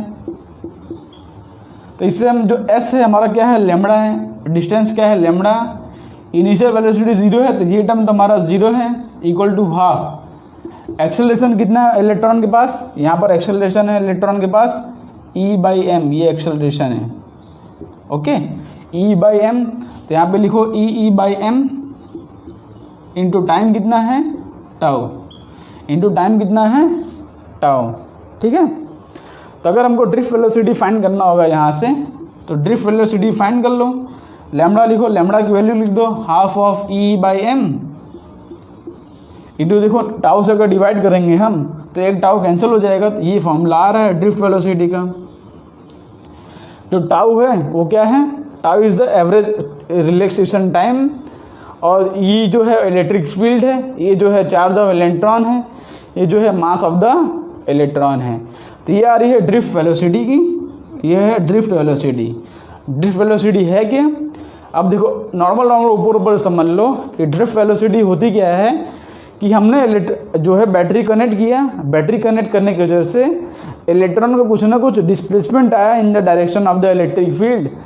तो हमने दो कोलिजन के बीच में टाइम कंसिडर किया कि उसका जो डिस्टेंस है वो लैम्बडा है और टाइम उसको लग रहा है टाउ। तो उसको जो ड्रिफ्ट वेलोसिटी है लैम्बडा बाई टाउ। और वेलोसिटी क्या है? वो डिस्प्लेसमेंट की वजह से कुछ वेलोसिटी है, और वेलोसिटी का मैग्नीट्यूड क्या है? Lambda by tau. तो हमने ये फॉर्मूला फाइंड किया half of E/m into tau. ये हमारा फॉर्मूला है ड्रिफ्ट वेलोसिटी का। अब हम समझते हैं कि ड्रिफ्ट वेलोसिटी होता है, उसका रिलेशन करंट के साथ क्या होता है, उसका रिलेशन करंट के साथ क्या होता है हम समझते हैं। ये फॉर्मूला आप नोट कर लो ड्रिफ्ट वेलोसिटी की। तो इसको रफ करके आगे हम बढ़ते हैं। तो हम आगे बढ़ते हैं। अब ये क्या है? Relation of current and drift velocity. हम ड्रिफ्ट वेलोसिटी का करंट के साथ रिलेशन ढूंढते हैं। हमको ड्रिफ्ट वेलोसिटी का एक फॉर्मूला पता चला कि Vd इक्वल टू आ रहा है E/m इंटू टाउ। और इसमें सारे टर्म का हमका मतलब पता है कि E जो है इलेक्ट्रिक फील्ड है, E जो है इलेक्ट्रॉन का चार्ज है, m जो है मास ऑफ इलेक्ट्रॉन है, और टाउ जो है एवरेज रिलैक्सेशन टाइम है, या तो ओके टाइम है, रिलैक्सेशन टाइम। दूसरी बात ये है कि अगर इसको हम पोटेंशियल के टर्म में लिखना चाहे, बिकॉज समझो हमारे पास कंडक्टर होता है, हमारे पास एक कंडक्टर होता है, तो यहाँ पर तो इलेक्ट्रिक फील्ड की वैल्यू दी नहीं होगी, बिकॉज ये तो हमारा इलेक्ट्रोडायनेमिक्स का चैप्टर है। तो जनरली इसके अंदर हम किसकी बात करते हैं? जनरली इसके अंदर हम पोटेंशियल की बात करते हैं, बिकॉज ये बैटरी है, इसके अक्रॉस V पोटेंशियल होगा, इसके अक्रॉस हमेशा बोल दिया है कितना पोटेंशियल दिया रहेगा, मीन्स पोटेंशियल जो रहता है हमेशा दिया रहता है। तो वो फॉर्मूला हम पोटेंशियल के टर्म में देख लेते हैं। हमको पता है कि E जो होता है वो होता है V/L। Okay, V equal to E into L होता है। तो E इक्वल टू V/L रख सकता हूँ मैं। तो Vd मेरा हो जाएगा, ये वेलोसिटी है, EV upon ml into tau. ये मेरा फार्मूला हो जाएगा। ये क्या है? मेरा ड्रिफ्ट वेलोसिटी।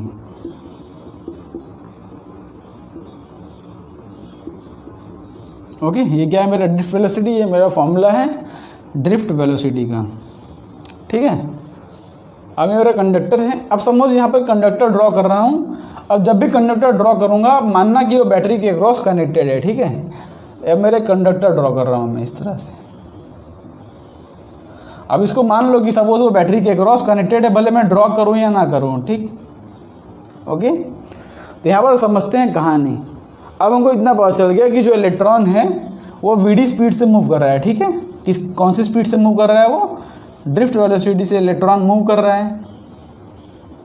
हमको इतना पता है। इलेक्ट्रॉन जो है वो ड्रिफ्ट वेलोसिटी से मूव कर रहे हैं। अब हम उसको जो है उसका रिलेशन ढूंढते हैं कि जो करंट है और ड्रिफ्ट वेलोसिटी उसका रिलेशन क्या है। हम इतना मान लो कि इलेक्ट्रॉन जो है वो वीडी ड्रिफ्ट वेलोसिटी से मूव कर रहा है और एक्सटर्नल इलेक्ट्रिक फील्ड इस तरफ है, ओके। इसके क्रॉस जो पोटेंशियल है वो V है और कंडक्टर इसका लेंथ जो है L है, मान लो इसका लेंथ जो है L है, इसका जो क्रॉस सेक्शन एरिया है वो A है, ये सब आप मान लो, ठीक है। इसका जो क्रॉस सेक्शन एरिया है वो A है, इसका लेंथ जो है वो A है, इसका लेंथ जो है L है, क्रॉस सेक्शन एरिया A है। अब समझते हैं, देखो अब समझते हैं। अब यहाँ पर एक छोटे से टाइम पीरियड की बात करते हैं, एक dt टाइम पीरियड की बात करते हैं। देखो इलेक्ट्रॉन यहाँ पर इस तरह से फ्लो कर रहा है, इलेक्ट्रॉन यहाँ पर इस तरह से फ्लो कर रहा है, ठीक। इलेक्ट्रॉन यहाँ पे इस तरह से फ्लो कर रहा है, बहुत सारे इलेक्ट्रॉन्स होंगे, बहुत सारे, ऐसे बहुत सारे न्यूमरस करोड़ों इलेक्ट्रॉन होंगे, बहुत उनकी वैल्यू जो है बहुत ज़्यादा होती है, अरबों में होती है। तो ऐसे बहुत सारे इलेक्ट्रॉन होते हैं। तो हम क्या बात करते हैं यहाँ पर, एक छोटे से टाइम पीरियड की बात करते हैं, छोटे से टाइम पीरियड। सपोज यहाँ पर एक क्रॉस सेक्शन ड्रॉ करता हूँ मैं इस तरह से, एक क्रॉस सेक्शन। तो यहाँ पर समझो यहाँ पर, चलो इसको मैं अपोजिट डायरेक्शन में लेता हूँ तो आपको अच्छे से समझ पड़ेगा। मैं क्या करता हूँ यहाँ पर, समझो एक बात करता हूँ मैं, एक्सटर्नल इलेक्ट्रिक फील्ड जो है मैं इस डायरेक्शन में ले लेता हूँ। समझो यहाँ पर क्या करता हूँ मैं, एक्सटर्नल इलेक्ट्रिक फील्ड जो है मैं यहाँ पे स्मॉल टर्मिनल ले लेता हूँ, यहाँ पे बड़ा ले लेता हूँ, और जो इलेक्ट्रिक फील्ड है उसको मैं इस डायरेक्शन में लेता हूँ। ये है मेरा ई एक्सटर्नल। इसी भी इसलिए कर रहा हूँ कि आपको समझाने में ईजी हो, दूसरा कोई बात नहीं है, ओके। लेंथ L है, मैंने इसका जो है पोलैरिटी चेंज कर दिया और इलेक्ट्रिक फील्ड एक्सटर्नल इस डायरेक्शन में कर दिया है, पॉजिटिव से नेगेटिव डायरेक्शन में। अब समझो यहाँ पर तो इलेक्ट्रॉन किस तरह से फ्लो करेंगे, यहाँ पर इस तरह से फ्लो करेंगे, बहुत सारे इलेक्ट्रॉन, न्यूमरस इलेक्ट्रॉन्स हैं यहाँ पर। ये सिर्फ आपको समझाने के लिए किया है, कोई फ़र्क नहीं है इससे, कंफ्यूज मत होना आप। तो इलेक्ट्रॉन जो है इस तरह से फ्लो कर रहे हैं। ये हमने क्रॉस सेक्शन एरिया ड्रॉ किया है, ये हमने क्रॉस सेक्शन एरिया ड्रॉ किया है। अब मैं आपसे क्या बोलता हूँ, समझो अब मैं आपसे क्या बोलता हूँ, एक हम छोटा सा टाइम पीरियड डिफाइन करते हैं dt हम एक छोटा सा टाइम इंटरवल डिफाइन करते हैं dt। अब समझो तो करंट क्या होता है, हमने करंट की डेफिनेशन सुना है कि number of charges passing through a given cross section. तो हमने यहाँ पर एक क्रॉस सेक्शन ड्रॉ किया है, एक क्रॉस सेक्शन ड्रॉ किया है, ठीक है। ये क्रॉस सेक्शन है जिसका एरिया A है, ओके, एक क्रॉस सेक्शन। अब बात करो यहाँ से कि यहाँ से कितने इलेक्ट्रॉन पास किए एक dt टाइम में, यहाँ से कितने इलेक्ट्रॉन पास किए होंगे dt टाइम में। मानो कि यहाँ से dt टाइम में, देखो अगर dt टाइम में कितने इलेक्ट्रॉन पास किए होंगे हमको समझना है कि इस क्रॉस सेक्शन एरिया में dt टाइम में कितने। तो यहाँ से सपोज ये जो है मेरा इस इलेक्ट्रॉन जो है कितनी स्पीड से मूव कर रहा है, इलेक्ट्रॉन जो है vd स्पीड से मूव कर रहा है, इलेक्ट्रॉन जो है vd स्पीड से मूव कर रहा है। तो ये डिस्टेंस, इतना जो एरिया हो जाए, इतना जो लेंथ हो जाएगा मेरा, वो क्या हो जाएगा,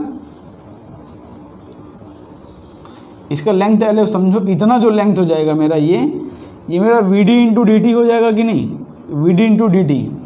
इतना लेंथ कितना हो जाएगा मेरा, ये समझो, ओके। ये मैंने इसको ड्रॉ किया, इसको ये वाला पोर्शन जो है मैं इसको ड्रॉ कर रहा हूँ यहाँ पर, ओके। इसका ये एरिया A है, ये छोटा सा पोर्शन है, ठीक है, बहुत छोटा पोर्शन है, बहुत छोटा पोर्शन है। मैं dt टाइम इंटरवल की बात कर रहा हूँ।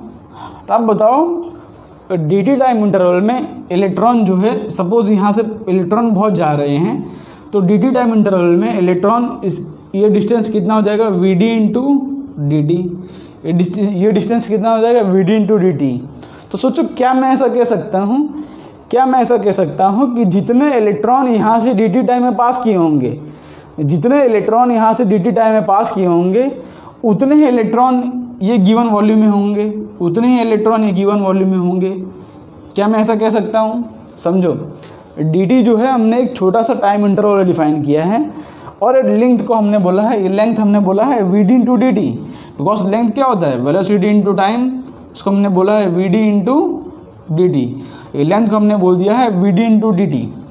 तो आप समझो कि dt एक छोटा सा टाइम इंटरवल डिफाइन किया है। तो क्या मैं कह सकता हूँ कि जितने इलेक्ट्रॉन इस गिवन क्रॉस सेक्शन एरिया में dt टाइम में पास किए होंगे उतने इलेक्ट्रॉन इस वॉल्यूम में होंगे, उतने इलेक्ट्रॉन इतने एरिया में इतने वॉल्यूम में होंगे। क्या मैं ऐसा कह सकता हूँ? कह ही सकता हूँ ना, बिकॉज यहाँ से इलेक्ट्रॉन जो है पास कर रहे हैं। तो मैंने dt टाइम डिफाइन किया है, तो dt टाइम में इलेक्ट्रॉन जो है यहाँ तक पहुँचे होंगे, क्योंकि इतना टाइम हमने dt डिफाइन किया है। तो जितने इलेक्ट्रॉन यहाँ से आ रहे होंगे और dt टाइम में इलेक्ट्रॉन यहाँ तक पहुँचे होंगे। तो समझो हर dt टाइम में इतने क्रॉस सेक्शन, हर dt टाइम में इतने इलेक्ट्रॉन यहाँ से पास करेंगे, हर dt टाइम में इतने इलेक्ट्रॉन यहाँ से पास करेंगे। तो dt टाइम में जितने इलेक्ट्रॉन होंगे वो इतने ही वॉल्यूम के अंदर होंगे। ये बात आप समझो, इसको बस सोचो मैं क्या बोलना चाह रहा हूँ कि dt टाइम में जितने इलेक्ट्रॉन यहाँ से क्रॉस करेंगे उतने इलेक्ट्रॉन इस वॉल्यूम में होंगे, उतने इलेक्ट्रॉन इस वॉल्यूम में होंगे। अब हम एक टर्म डिफाइन करते हैं। एक टर्म क्या होता है? n क्या होता है? Number of electrons per unit volume. ये हमारा एक टर्म डिफाइन कर रहे हैं, number of electrons per unit volume. Because electron तो बहुत सारे होते हैं, इसलिए हमको ज़रूरी पड़ गया कि ये टर्म डिफाइन करें, बिकॉज हम छोटे से वॉल्यूम की बात कर रहे हैं। दूसरी बात ये क्या होता है? ये होता है, इसको हम बोल सकते हैं, या तो इसको बोल सकते हो आप इलेक्ट्रॉन डेंसिटी। बिकॉज किसी भी चीज़ को हम वॉल्यूम से डिवाइड करते हैं तो उसकी डेंसिटी आ जाती है। तो ये क्या हो जाएगा? Electron density. इसको हम बोलते हैं इलेक्ट्रॉन डेंसिटी। इसका टर्म क्या है? n। इसकी ज़रूरत क्यों पड़ी? बिकॉज यहाँ पर तो अरबों खरबों मीन्स 10⁻28, 10⁻29 इतने इलेक्ट्रॉन्स होते हैं। कॉपर की बात करूँ तो ऐसे तो बहुत सारे इलेक्ट्रॉन्स होते हैं, इसलिए हमको एक टर्म डिफाइन करना पड़ा n, जो होता है number of electrons per unit volume, जिसको हम इलेक्ट्रॉन डेंसिटी बोलते हैं। जिसको क्या बोलते हैं हम? Electron density. तो समझो, तो ये कितना वॉल्यूम है समझो। इसकी वॉल्यूम कितना हो गया? ये वॉल्यूम कितना है? अब इतना वॉल्यूम बता दो, ये वॉल्यूम कितना है? तो वॉल्यूम देखो, समझो, हमको फाइंड करना है। देखो ये वॉल्यूम कितना है वो हमको फाइंड करना है। तो ये वॉल्यूम कितना होगा? ये वॉल्यूम इतना होगा ना कि n क्या है? Number of electrons per unit volume. हमको फाइंड करना है कि इसके अंदर कितने इलेक्ट्रॉन हैं। हमको क्या फाइंड करना है? कि इसके अंदर कितने इलेक्ट्रॉन हैं, वो हम फाइंड करते हैं।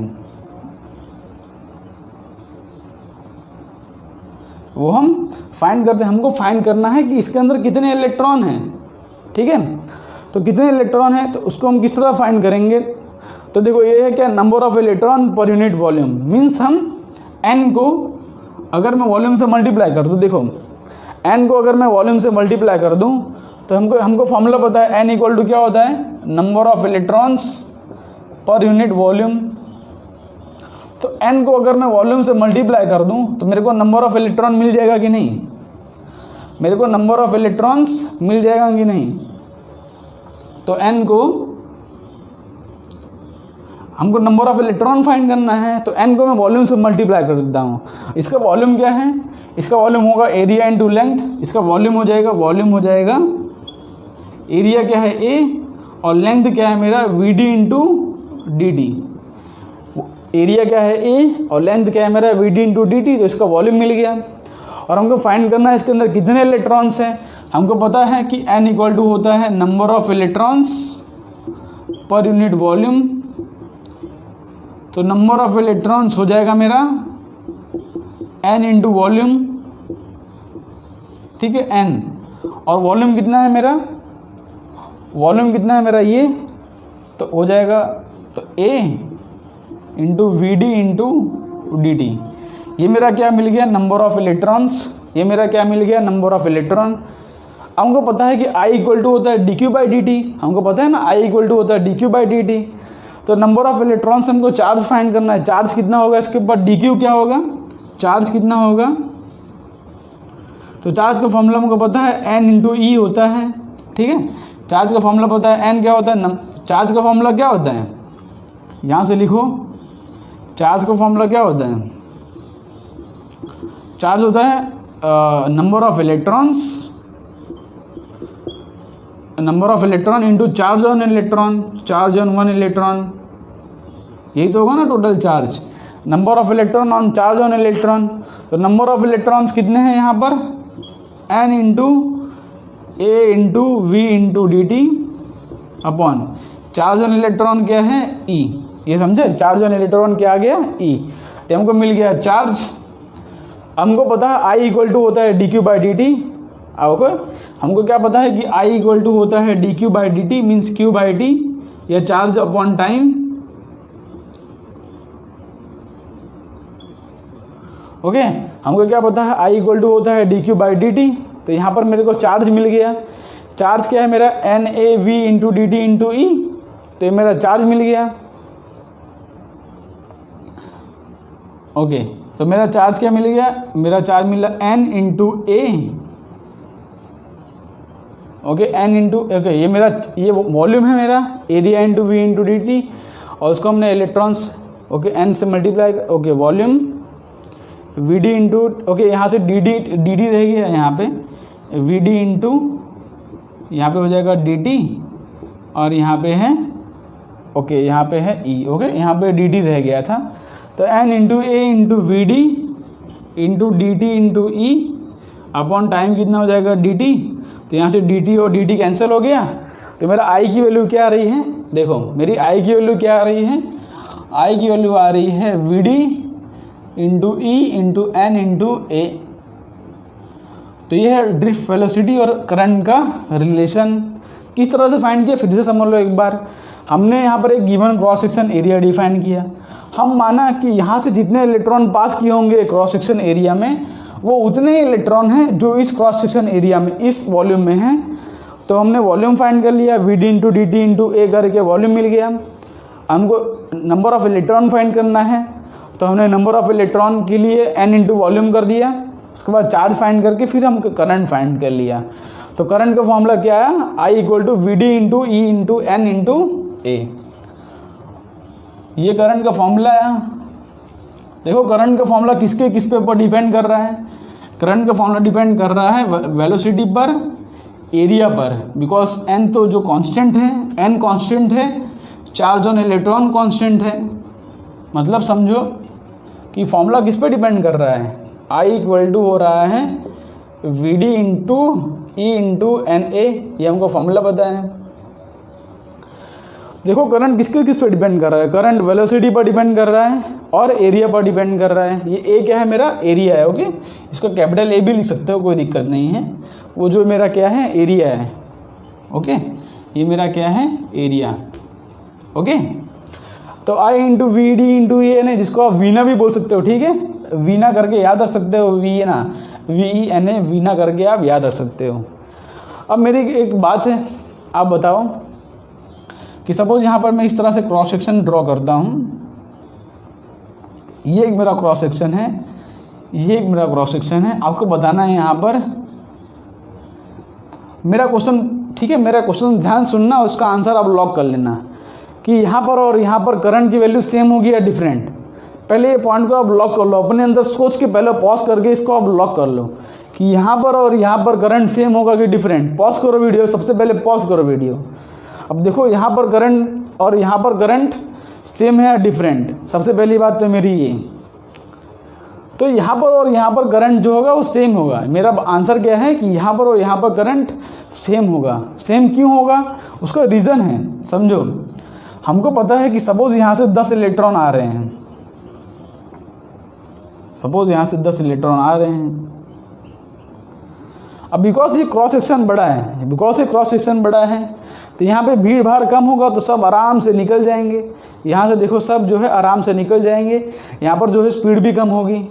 और यहाँ पर क्रॉस सेक्शन छोटा है, तो यहाँ पर जो है इलेक्ट्रॉन की स्पीड ज़्यादा बढ़ानी पड़ेगी, बिकॉज करंट जो है यहाँ पर और यहाँ पर कांस्टेंट रहेगा। करंट जो है क्या है, कांस्टेंट।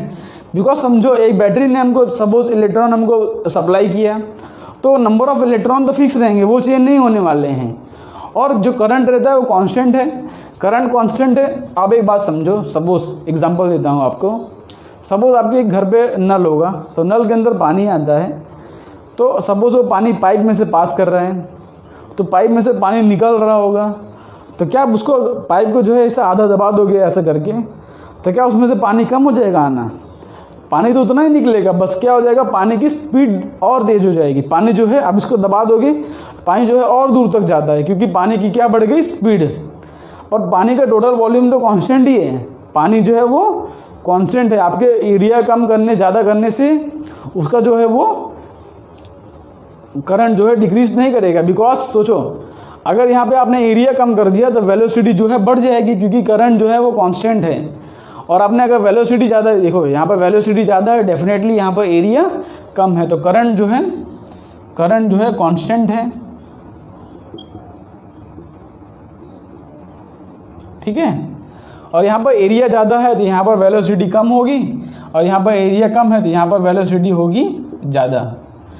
ठीक है, यहाँ पर एरिया कम होगी। आप समझो, पाइप का एग्जांपल ले लो कि आप पानी के लिए आप उसका एरिया कम कर देते हो तो पानी और स्पीड से निकलता है, तो यहाँ पर वेलोसिटी हो गई ज़्यादा, यहाँ पर वेलोसिटी हो गई कम। तो ये छोटा सा एग्जांपल था। आगे बढ़ते हैं हम।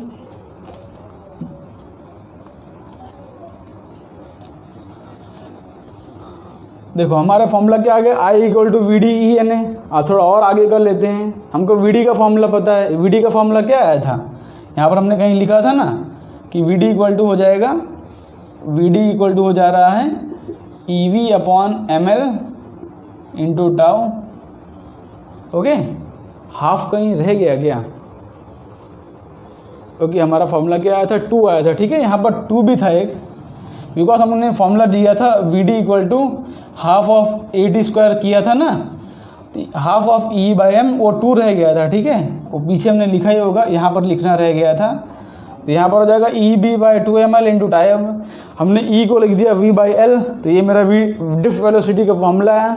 इसको यहाँ से पुट कर देता हूँ, तो हो जाएगा ई वी अपॉन 2ml इंटू हो जाएगा E into N into A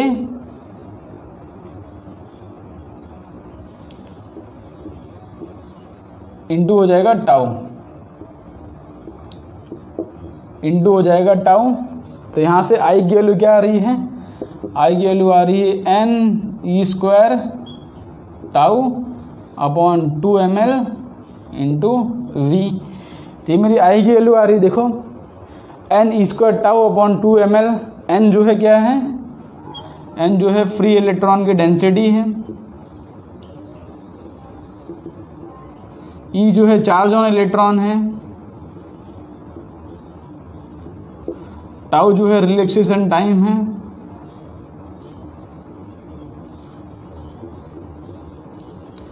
L जो है लेंथ ऑफ कंडक्टर है,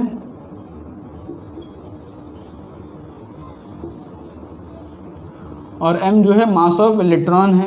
ये सारे टर्म्स हैं। एम जो है क्या है, मास ऑफ इलेक्ट्रॉन। एल क्या है, लेंथ ऑफ कंडक्टर। आप समझो ये जितने सारे टर्म जो हैं, ये पूरा टर्म जो है मेरा वो क्या है, कांस्टेंट है। ये पूरा टर्म क्या है, एन कांस्टेंट है, चार्ज कांस्टेंट होता है, टाइम कांस्टेंट है, लेंथ ऑफ कंडक्टर और मास ऑफ इलेक्ट्रॉन, ये सारे टर्म्स क्या हैं, कांस्टेंट। जो रिलैक्सेशन टाइम जो है टेम्परेचर पर डिपेंड करता है, लेकिन ये है कि आप टेम्परेचर अगर कांस्टेंट रखो तो ये सारे टर्म जो हैं क्या है, कांस्टेंट है। देखो हम ओम्स लॉ की तरफ बढ़ रहे हैं, ये सारे टर्म्स क्या है, कांस्टेंट। आपने 10th स्टैंडर्ड में पढ़ा होगा कि अगर टेम्परेचर कांस्टेंट हो, आपने अगर 10th स्टैंडर्ड में क्या पढ़ा है, इसको मैं रफ करता हूँ। आपने 10th स्टैंडर्ड में क्या पढ़ा है,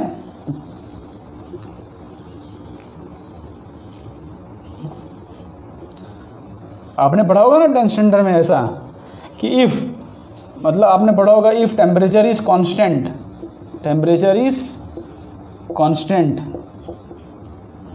तो मेरा जो I is directly proportional to V आ रहा था, या तो इसको ऐसे लिख सकते हैं I equal to R times, या तो वी इक्वल टू लिख सकते हो, कोई फ़र्क नहीं पड़ता, वी इक्वल टू आई लिख सकते हो, दोनों सेम ही फॉर्मूला है। यही ओम्स लॉ था मेरा। ओम इसको वी इक्वल टू लिख सकते हैं आर ऑफ आई। ये आर जो है इसको क्या कहते थे हम, रेजिस्टेंस। आर जो है हम क्या कहते थे इसको, रेजिस्टेंस। तो ये हमारा क्या होता है, कांस्टेंट। ये हमने कांस्टेंट को रिमूव करके एक आर लिखा था। तो आर वो कांस्टेंट क्यों आता था, बिकॉज समझो यहाँ पर जितने टर्म्स आ रहे हैं सारे कांस्टेंट है, इसलिए हमारा रेजिस्टेंस होता है वो पर्टिकुलर मटेरियल के लिए क्या होता है, कांस्टेंट। हम लिखते हैं ना, assuming if temperature is constant where v is directly proportional to I, और इसको हम रिज्यूम करके R लिखते थे यहाँ पर, तो ये R जो है कांस्टेंट आता है फॉर ए गिवन मटेरियल। तो R की वैल्यू क्या है, देखो R की वैल्यू यहाँ से कंपेयर करोगे तो R की वैल्यू आ जाएगी N square tau upon 2 ml, ये मेरी R की वैल्यू आ रही है। बिकॉज देखो ये I है, ये V है, तो V इक्वल ओके नहीं ओके, यहाँ पर हमने कुछ मिस्टेक कर दी है, यहाँ पर एक बहुत मिस्टेक हो गई है। हमको यहाँ पर V के टर्म में लिखना पड़ेगा ना इसको, तो V इक्वल टू हो जाएगा 2 ml upon n square tau, n square tau into I हो जाएगा। तब इससे हम डायरेक्टली कंपेयर कर सकते हैं। तो यहाँ पर से R की वैल्यू क्या हो जाएगी, R की वैल्यू हो जाएगी 2 ml upon n square tau, और इसकी जो वैल्यू होती है कांस्टेंट होती है अगर टेम्परेचर कांस्टेंट हो। अगर टेम्परेचर चेंज हुआ तो यहाँ पर रिलैक्सेशन टाइम चेंज हो सकता है, उसकी वजह से रेजिस्टेंस में प्रॉब्लम आ सकती है, इसलिए ठीक है। बिकॉज टेम्परेचर चेंज होगा, सपोज टेम्परेचर बढ़ गया तो जो है कोलिजन, दो कोलिजन के बीच में डिस्टेंस जो टाइम होगा वो कम हो जाएगा, बिकॉज और फास्ट मूव करेगा वो, तो ये कम हो जाएगा, तो रेजिस्टेंस जो होता है वो बढ़ जाता था, या तो कम हो जाता है, या तो वो रिलेशन क्या है वो हम बाद में समझेंगे। लेकिन ये सारे कांस्टेंट है, तो ये R की वैल्यू आ रही है रेजिस्टेंस, इसलिए हमारा ये टर्म जो है वो कांस्टेंट आता है, और इसी को हम कहते हैं ओम्स लॉ। ठीक है, तो आज के लेक्चर के हम यहाँ पर रोक देते हैं। इसके आगे से जो डिस्कशन होगा, हम करंट डेंसिटी का एक टॉपिक होता है, वो सब टॉपिक हम आगे कल के लेक्चर में करेंगे, बिकॉज आज का लेक्चर वैसे भी काफ़ी लंबा हो चुका है। तो हम आज के लेक्चर बस इतना ही छोड़ते हैं। ओके, तो होप करता हूँ आज का लेक्चर आपको समझ में आया होगा और मज़ा आया होगा। ये चैप्टर जो है इंटरेस्टिंग है, तो होप सो आपको वीडियो में मज़ा आया होगा। अगर अच्छा लगा तो अपने फ्रेंड्स को भी वीडियो शेयर करें और चैनल को लाइक एंड सब्सक्राइब कर दें। तो मिलते हैं आपको नेक्स्ट वीडियो में, तब तक आप पढ़ाई करते रहो, क्वेश्चन सॉल्व करते रहो। तब तक के लिए बाय बाय।